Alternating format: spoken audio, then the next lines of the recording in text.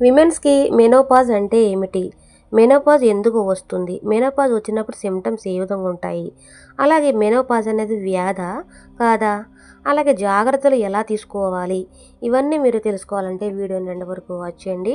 మరిన్ని more health updates కోసం మన ఛానల్‌ని సబ్స్క్రైబ్ చేసుకోండి. మెనోపాజ్ అంటే విమెన్స్‌కి సాధారణంగా పీరియడ్స్ ఆగిపోయే ప్రక్రియని మెనోపాజ్ అని అంటారు. అంటే సాధారణంగా 45-55 సంవత్సరాల మధ్య ప్రతి విమెన్‌కి కూడా ఇట్లా జరుగుతుంది. ఒక విమెన్‌కి 1 ఇయర్ అంటే 12 నెలలు వరుసగా పీరియడ్స్ రాకపోతే దాన్ని మెనోపాజ్ అంటారు. ఎందుకు వస్తుంది ఈ మెనోపాజ్ అంటే వయసు పెరుగుతుండగా శరీరంలో ప్రొజెస్ట్రాన్ అండ్ ఈస్ట్రోజన్ హార్మోన్లు తగ్గిపోతాయి. అందుకే పీరియడ్స్ ఆగిపోతాయి అన్నమాట. అలాగే సిమ్టమ్స్ ఏ విధంగా ఉంటాయి మెనోపాజ్ వచ్చినప్పుడు అంటే అకస్మాత్తుగా బాడీ అనేది వేడివేడిగా అనిపించడం అంటే హాట్ ఫ్లాషెస్ లాగా అవుతుంది. రాత్రిళ్ళు చెమటలు పడుతూ ఉంటాయి, నిద్ర పట్టదు, చిరాకు, మూడ్ స్వింగ్స్, అలాగే హార్ట్ బీట్ కూడా ఎక్కువగా ఉంటుంది.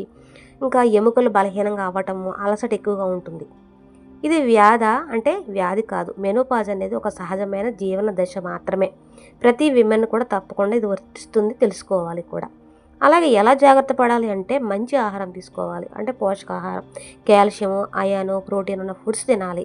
పాలు, పెరుగు, ఆకుకూరలు తినాలి. ప్రతిరోజు కూడా వ్యాయామం, వాకింగ్ ఇట్లాంటివి చేస్తూ ఉండాలి. స్ట్రెస్ తగ్గించుకోవాలి. ఎక్కువగా వాటర్ తాగుతూ ఉండాలి.